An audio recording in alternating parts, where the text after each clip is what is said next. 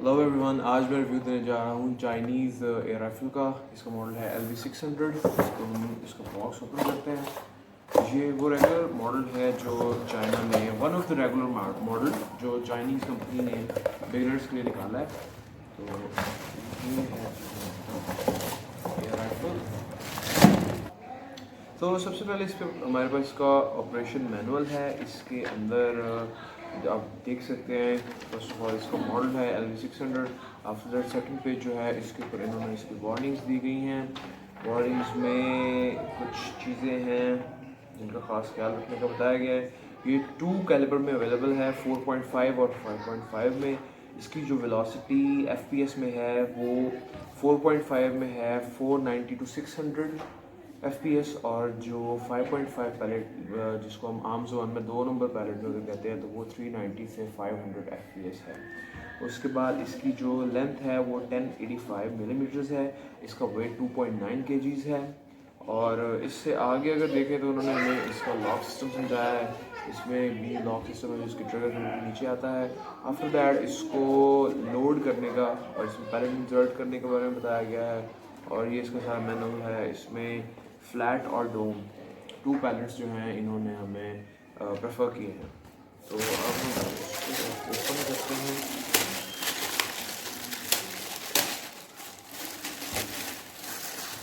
तो जी, ये है हमारे पास हमारी LV600 एयर राइफल।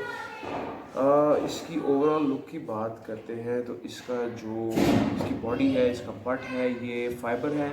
और इसके ऊपर ग्रिपिंग के लिए इन्होंने यहाँ पे कुछ कार्व किया गया है, जिससे कि अगर आपके हाथ पे पसीना भी आ जाता है तो आपका हाथ यहाँ से स्लिप नहीं करता। उसके बाद इसकी बैक पे रबर पैड दिए गए जो इसके शॉक एब्जॉर्बर के तौर पे यूज़ करते हैं।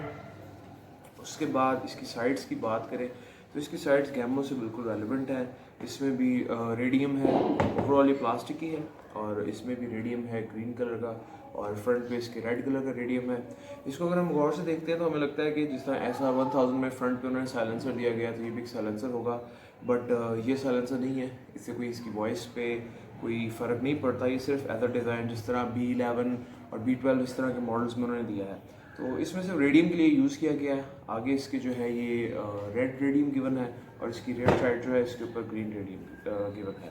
ठीक है। उसके बाद इसकी ये लॉक सिस्टम है जिसको ट्रिगर के बिल्कुल नीचे लगा हुआ है। ठीक है। लाइक अगर हम इसको लोड करने के बाद लॉक कर देते हैं तो इसको ट्रिगर यहाँ से फायर नहीं होगा। उसके बाद इसको कॉक करके इसको चेक करते हैं। तो ये भी एक regular break barrel air rifle की तरह है। तो अगर हम इसकी बैरल की बात करते हैं और इसके बैरल के क्रूज़ की बात करते हैं, तो अगर हम इसकी प्राइस रेंज के हिसाब से देखें तो इसके क्रूज़ बहुत बेहतर है एज़ कम्पेयर टू अगर हम पाकिस्तानी मॉडल्स की एयर गन्स के साथ इसको कंपेयर करते हैं। तो इसके अलावा आप इसकी बैरल की फिनिशिंग देख सकते हैं, काफ़ी अच्छे तरीके से फिनिश इसकी कंपनी की तरफ से इसकी फिनिशिंग आई है। उसके बाद इसके अगर हम लॉक सिस्टम की बात करते हैं तो यहाँ पे मैंने इसका ट्रिगर लॉक कर दिया है, तो अब ये फायर नहीं करेगी। अगर हम इसको अनलॉक करके इसका रिकॉयल चेक करते हैं तो ये आप देख सकते हैं कि काफ़ी इसकी FPS के लिहाज से इसका रिकॉयल, इसका प्रेशर, इसके स्प्रिंग का प्रेशर काफ़ी ज़्यादा है। लाइक अगर आप इसके स्प्रिंग टाइमली चेंज करते हैं तो आपको एक अच्छी परफॉर्मेंस देगी। बट ओवरऑल अगर हम इस प्राइस रेंज की बात करते हैं तो ये एयर गन एक बिग गेम के लिए नहीं है। लाइक आप इसको प्रॉपर हंटिंग के लिए यूज़ नहीं कर सकते। लाइक जैसे हमने देखा है कि 5.5 पैलेट के अंदर ये सिर्फ 390 से 500 FPS तक दे सकती है। लाइक इसके लिए या तो आप बहुत शॉर्ट रेंज गेम करें, और वो भी छोटे बर्ड्स के लिए, क्योंकि ये इस FPS में इतनी बड़ी या इतनी बिग लॉन्ग रेंज तक ये नहीं खेलेगी। तो हम इसका साउंड भी एक बार चेक करते हैं कि इसकी आवाज़ कितनी है। मैंने इसको पैलेट तो लोड नहीं किया हुआ, तो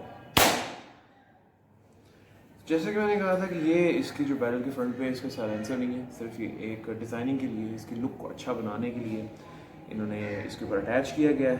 तो वैसे इस गन की प्राइस जो है वो अब एक्सीड हो चुकी है। ये ऑलमोस्ट मिलती है हमें 6,500 से 6,500 के दरमियान। लेकिन बिगिनर्स लेवल के लिए या जो टारगेट शूटिंग के लिए या प्रैक्टिस के लिए ये बहुत अच्छी एयर राइफल है। तो ये थी हमारी आज की वीडियो। तो मज़ीद वीडियोस के लिए मेरे चैनल को सब्सक्राइब करें, और अगर आप ये गन बाय करना चाहते हैं तो मेरे फेसबुक पेज या मेरे दिए गए नंबर पर कॉन्टैक्ट करें। टिल देन, अल्लाह हाफिज़।